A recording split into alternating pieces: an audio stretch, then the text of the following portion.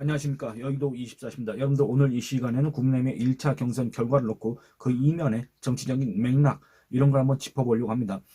어제 제가 이 나경원이 빅포되면 한동훈이 결승 간다 라는 취지의 영상을 올린 바 있습니다. 그 영상을 통해서 이 나경원이 빅4에 올라갈 경우, 그러니까 이 4강에 진출할 경우 1대3 구도가 된다. 1위 누구냐? 한동훈 전 대표다. 3위 누구냐? 김문수, 홍준표, 나경원 이 3위다. 이 1대3의 구도는 뭡니까? 바로 이 윤석열 탄핵을 놓고 윤석열 탄핵을 찬성했던 이 한동훈 전 대표, 그리고 탄핵에 반대했던 김문수 전 고용노동부 장관과 홍준표 전 시장, 그리고 나경원 의원, 이 1대3의 구도가 된다. 그렇기 때문에 기존에 이 탄핵에 찬성했던 사람들의 후보자들의 지지층이 이 한동훈 후보로 이렇게 집중될 수밖에 없기 때문에 한동훈 후보는 자연스럽게 그 지지율이 올라갈 수밖에 없고, 그래서 이 결승 진출 확률이 올라가게 된다. 다만 이 김문수, 홍준표, 나경원은 어떤 지지층 이런 것들의 어떤 분산 효과가 없기 때문에 그냥 원래 있던 지지율만 받게 된다. 그래서 그들끼리의 어떤 뭐랄까 이 제로섬 게임을 하면서 그 와중에 지지율이 높은 사람이 결승에 진출하게 된다. 이런 거였습니다. 그렇기 때문에 이 나경원 또는 안철수 누가 이 4강에 진출하냐에 따라서 이 결승 구도도 달라진다. 이런 취지로 말씀을 드린 바 있습니다. 그거는 이 1차 경선 결과가 나오기 전에 일종의 예측이었고 이미 결과가 나왔지 않습니까? 나경원이 아웃됐다는 그 결과가 나왔습니다. 나경원이 아웃됐다고 하면 안철수가 올라갔다는 건데, 이제 뭐 나경원이 올라갈 경우 한동훈의 최종 결승 진출 확률이 올라간다. 이런 얘기는 무의미하지 않겠습니까? 그러면 이 나경원 아웃은 어떤 의미를 갖고 있는가? 또 안철수의 4강 진출은 또 어떤 의미를 갖고 있는가? 이것들이 이렇게 향후 이 국내외 대선 경선에 미칠 수 있는 영향은 무엇인가, 이런 것들을 또 분석을 해야 될 차례가 왔습니다. 일단 나경원 아웃에 대해서 살펴보도록 하겠습니다. 여러분들 나경원이라는 사람에 대해서 정말 어떤 분들은 지겹다, 질린다 이렇게 생각하시는 분도 계실 겁니다. 왜 그러냐면 모든 거의 뭐 당 내에서 어떤 선거가 있을 때마다, 경선이 있을 때마다 출마를 하지 않습니까? 아니 당 대표 경선에 지난해에도 나왔었고, 그 다음에 또 그 지난해 2024년 그 전당대회에선 나올라다가 결국에는 윤석열 친윤 세력의 압박에 굴복해가지고 못 나왔지 않습니까? 어쨌든 그때도 나오려고 하는 그런 자기의 그 계산은 밝혔습니다만, 그리고 또 그 전에 2021년도 여러분들 그때도 또 전당대회 또 나왔지 않습니까? 하여튼 이런 식으로 모든 전당대회마다 계속 나오려고 하니까 좀 질린다, 지겹다 라는 그런 의견이 있었습니다만, 어쨌든 이번에 나경원 의원이 나온 그 명목상 이유는 뭡니까? 바로 이 윤석열 전 대통령의 권유를 받았다는 거 아니겠습니까? 이 윤석열 전 대통령이 관저로 불러가지고 이 나경원 의원한테 대선 출마하라고 권유를 했다는 거 아니겠습니까? 1시간 동안 얘기를 나눴다는 거 아니겠습니까? 그 뒤에 이 나경원 의원이 대선 출마 선언을 했습니다. 그런데 이번 이 대선 경선 여론조사가 진행되는 과정에서 그 덕인지 모르겠으나 어쨌든 나경원 의원의 무슨 개인적인 지지율이 얼마나 되겠습니까? 그런데 갑자기 지지율이 조금 가시적인 변화를 띠면서 이 안철수 후보를 엎치락뒤치락 하다가 안철수 후보를 역전하는 그런 일이 발생했습니다. 그게 최근의 일입니다. 그래서 최근에 발표된 여론조사 결과를 보면 물론 오차 범위 안에서의 일이긴 하지만 나경원 의원이 안철수 의원을 상당히 앞서는 그런 결과가 나왔습니다. 물론 이 전체 국민 여론조사에서는 나경원이 안철수의 상대가 되지 않았습니다만, 이 국내외 경선 룰을 적용해서 국내인 지지층과 그다음에 무당층의 민심만 살펴봤을 때는 이 나경원이 안철수보다 거의 뭐 2배의 지지율을 띄는 경우도 있었다 그 말입니다. 그렇기 때문에 거의 대다수의 이 정치권에 있는 사람들은 나경원이 진출할 가능성이 더 크다 이렇게 평가를 했고 예측을 했습니다만, 그 예측이 틀렸다 이렇게 얘기할 수 있겠습니다. 틀렸다기보다는 그 사이에 이 여론조사와 이 대선 경선 여론조사의 그 간극이 컸다 이렇게 얘기를 할 수가 있겠습니다.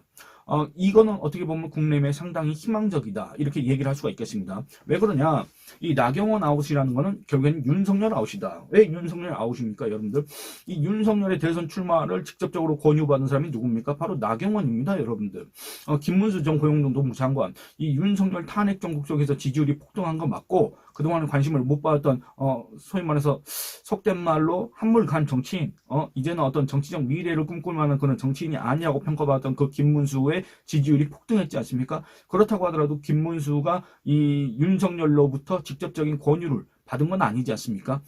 그리고 또 홍준표도 마찬가지입니다. 윤석열의 직접적인 권유를 받은 바 없지 않습니까? 소위 말하는 윤석열 픽은 나경원이었습니다. 나경원이었는데 그 나경원이 여러분들 컷오프 당했습니다. 아웃 당했습니다. 그렇기 때문에 나경원의 아웃은 윤석열의 아웃이다. 당심이 강하든 민심이 강하든 당심에서 어떻든지 민심에 어떻든지 간에 그 결과 최종적인 결과는 나경원의 아웃이었고 결과는 이거는 윤석열에 대한 재평가다. 재퇴출 결정이다. 이렇게 얘기를 할 수가 있겠다 그 말입니다. 결국에는 이 윤석열과 거리를 둬야 된다는 그런 당심이라면 이제 당원들의 그 여론이니까 당심이라는 건 좀 부적절하고 이 국민의힘 지지층의 여론과 그다음에 민심 이런 것들이 점점 고조되고 있다는 것을 의미한다. 그렇지 않습니까? 결국에는 이 윤심과 손절해야 된다. 윤석열을 손절해야 된다. 이런 것들이 점점 올라가고 있다. 수면 위로 드러나고 있다. 왜 그러냐면 여러분들 윤석열 전 대통령은 문제가 많습니다. 문제가 많기도 하고 그다음에 정말 이 국민의힘 지지층 그리고 대한민국의 보수 진영 그리고 이 결과적으로 대한민국 국민들한테 5,100만 국민한테 정말로 여러분들 석고대죄해야 될 사람입니다. 그런데 지금 뭐 하고 있습니까? 배의철, 김계리, 윤석열 어게인을 외치는 정치 지망생인가 또 그것들도 청년 정치 호소인들인가 모르겠는데 윤석열과 같이 이렇게 밥 먹고 웃으면서 사진 찍고 그러고 있지 않습니까? 윤버지 그러면서 그러고 있지 않습니까? 근데 말이 나와서 그러는데 여러분들 윤버지 어감이 좀 그렇습니다. 그러니까 윤석열 플러스 아버지 이거의 합성어일 텐데 윤석열, 윤버지 그러니까 뭔가 좀 어감이 좀 그렇다. 뭔가 좀 다른 단어가 연상된다. 그런 말씀을 드리고 싶습니다. 다른 단어는 이제 비속어이기 때문에 제가 말씀 안 드리겠지만 여러분들이 익히 이렇게 생각하실 수 있을 거라고 생각이 듭니다. 어쨌든 이런 상황입니다. 여러분들 윤석열의 비상계엄 때문에 지금 군인들이 모르겠습니다. 이 육군 대장부터 포함해서 이 사성 장군부터 포함해서 지금 감옥에 가 있는 사람들이 30명이 넘습니다. 이 사람들이 내란 주요 임무 종사로 여러분들 내란 주요 임무 종사라는 거는 형법상 사형도 당할 수 있는 사람들입니다. 그럼 아주 중범죄입니다. 여러분들 옛날로 치면 역적들입니다. 그런데 그런 상황에서 자신은 구속 취소가 됐다고 지금 윤석열 어게인을 외치는 그런 정치 지망생들과 웃으면서 밥을 먹고 사진을 찍고 그 사진을 그렇게 올리는 그런 행태. 물론 윤석열이 올린 거 아닙니다. 김계리가 올렸습니다만 어쨌든 이런 것들을 보면서 그동안에도 이 윤석열의 이 탄핵 이런 것들이 잘못됐다고 여겼던 국민의힘 일부 지지층이 그 마음을 돌린 거 아니냐. 저건 진짜 아니다. 그다음에 윤석열 어게인 신당 이런 것도 진짜 아니다. 라고 이렇게 생각한 사람들이 점점 많아질 것이다. 이런 생각이 들었습니다. 이 국민의힘 지지층의 변화, 그러니까 이게 결국에는 안철수의 4강 진출로 드러났다. 이렇게 얘기할 수가 있겠습니다. 국민의힘 지지층 안에서 이전보다 탄핵에 찬성하는 그 지지층의 비율이 조금이라도 증가했기 때문에 여러분들 탄핵 찬성 입장에 섰던 안철수의 4강 진출이 가능했던 거 아니겠습니까? 기존의 여론조사 그런 것들을 보면 이제 표본수가 1000명일 때 오차 범위가 플러스 마이너스 3.1%포인트인데 기존의 나경원과 안철수의 지지율 차이가 이 오차 범위 안에 있었기 때문에 두 사람의 우열을 직접적으로 가리기는 어려웠습니다만 어쨌든 이번으로써 그게 확실하게 판명났다. 이렇게 얘기를 할 수가 있겠습니다. 즉 그 말은 뭐냐면 기존에는 절대적으로 불리하게 보였던 이 국민의힘 지지층 안에서의 탄핵 찬성파의 그런 입지가 조금 더 강화되고 그 세가 조금 더 확장된다.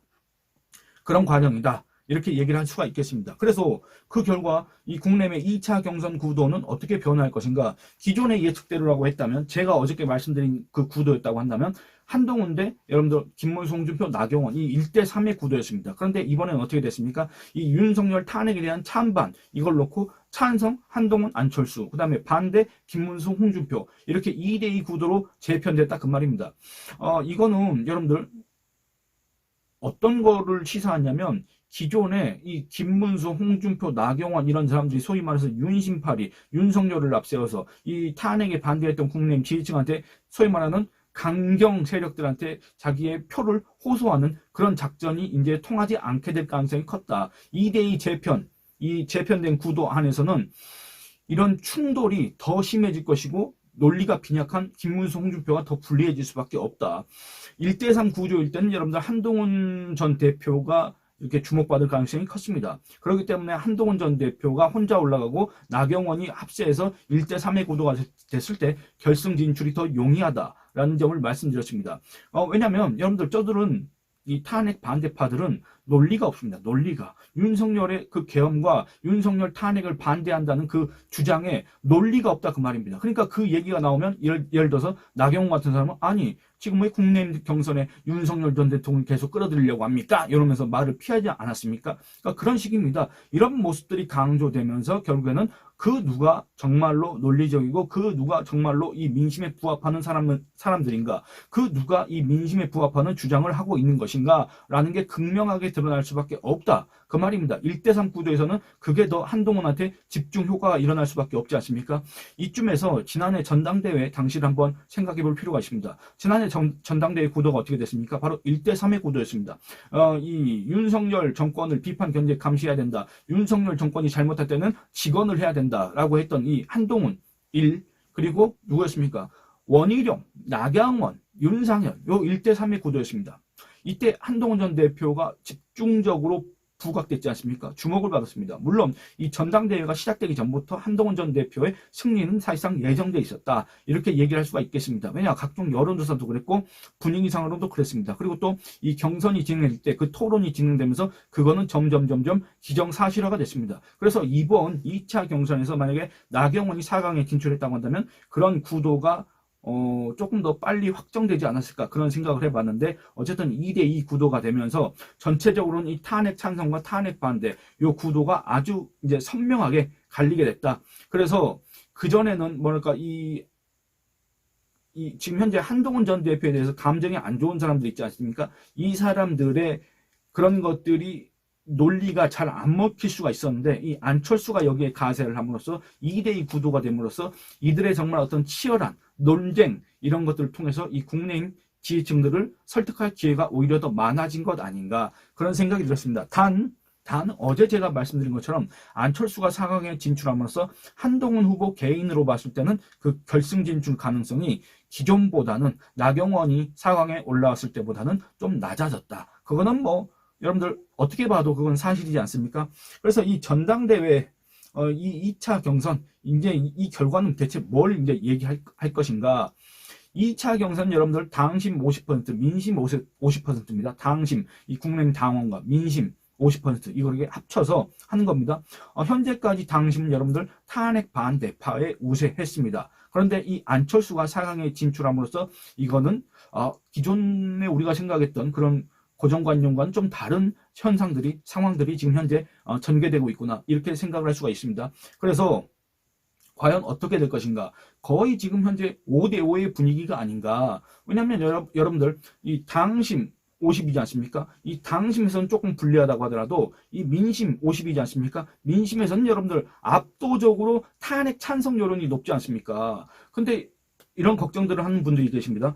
그래도 당심에서는 절대적으로 불리하기 때문에 탄핵 찬성했던 사람들이 불리하지 않을까라고 생각하시지만 그렇지 않습니다. 여러분들 지금 현재로는 일시적으로는 저 이재명이가 저 더불어민주당의 대통령 후보가 되고 사실상 되고 저 이재명이가 집권을 할 가능성이 높기 때문에 그 어떤 현실을 부정하는 차원에서 왜 이재명의 집권을 그렇게 재촉을 했느냐라는 그런 원망 때문에 이 탄핵 찬성파들한테 이런 감정 섞인 반대를 하는 사람도 있지만 이 대선 경선 이 진행 과정에서 그런 것들이 상당 부분 해소될 수 있다고 생각을 하고 또 그런 것들을 위해서 이 탄핵 찬성 후보들이 노력을 해야 된다. 정말 이 설득력 있는 논리를 펴야 되고 그 논리에 더해서 그들의 얼어붙은 마음, 감정 이런 것들을 갖다가 이렇게 추스릴 수 있는 그런 정치적인 행보도 해야 된다. 그럴 경우에는 여러분들 당심과 민심이 크게 다르지 않을 겁니다. 당심과 민심이 원래 크게 다르지 않다는 것은 지난해 전당대회에서 또 들었던 사실 아니겠습니다. 한동훈 전 대표가 당시에 얼마의 득표를 올렸습니까? 바로 거의 63%의 득표를 올렸습니다만 당심에서 아마 62점 몇 %, 그리고 민심에서도 거의 비슷한 득표율을 올렸을 겁니다. 그러니까 여러분들 국내임 당 지지층, 국내임 당원들은 뭔가 우리 일반 국민과 다를 것이다. 국내임 지지층과는 다른 생각을 갖고 있는 사람들이다. 전혀 그렇지 않습니다. 우리가 지난해 전당대회에서 봤지 않습니까?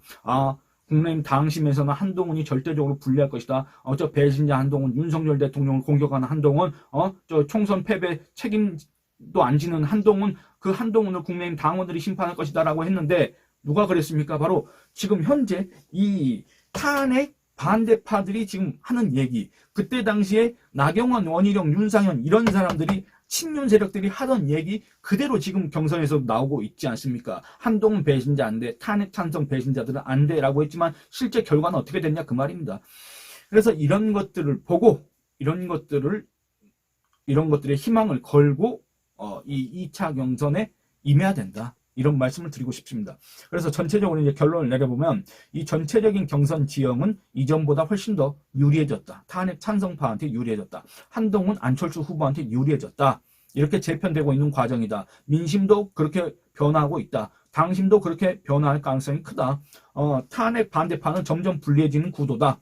윤석열 전 대통령은 이 대선 경선이 진행되면 진행될수록 오히려 더 정말 국민 눈살을 찌푸리게 하는 그런 행동을 할 가능성이 큽니다. 지금도 여러분들 정말 우리가 상식적인 어떤 정무적인 감각을 가진 사람이라고 한다면 정말 자기가 전직 대통령으로서 일말의 책임감이라도 갖고 있는 사람이라고 한다면 정말 자기가 속해 있는 정당을 초토화시켰다는 그 미안한 마음을 갖고 있는 사람이라고 한다면 저렇게 윤석열 어게인을 외치는 자들과 사진을 찍고 이렇게 웃고 그렇게 할 수가 있겠습니까? 자기 때문에 지금 고생하는 사람들, 자기 때문에 지금 날아간 대한민국의 어떤 경제적 손실 이런 것들을 생각한다면 윤석열이라는 사람이 웃을 수 있는 자격이 있는 사람입니까? 그런데도 웃고 있다 그 말입니다. 그 윤석열이 나서면 나설수록 그 윤석열의 얼굴이 드러나면 드러날수록 그 윤석열을 옹호하면 옹호할수록 이 탄핵 반대파들의 입지는 점점 줄어들 수밖에 없다. 그렇기 때문에 김문수, 홍준표 이런 사람들은 윤석열을 계속 옹호했다가는 그 지지율이 정체 또는 떨어질 수밖에 없고 만약에 그런 거를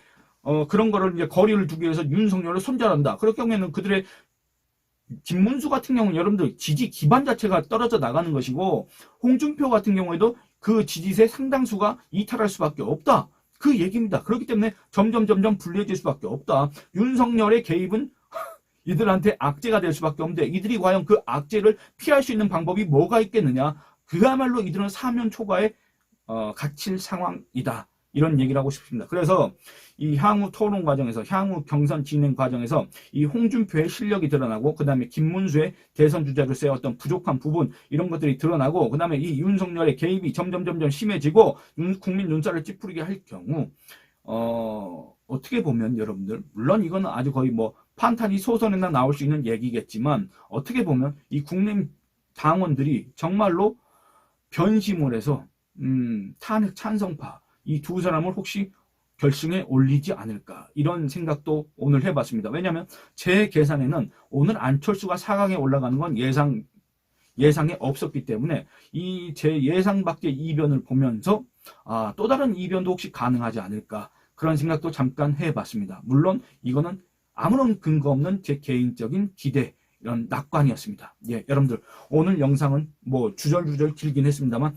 여기서 마치도록 하겠습니다. 좋아요 많이 눌러주시고 의견 많이 남겨주시고 채널 구독과 영상 시청을 다른 분들한테 권유해 주시길 부탁드리겠습니다. 감사합니다.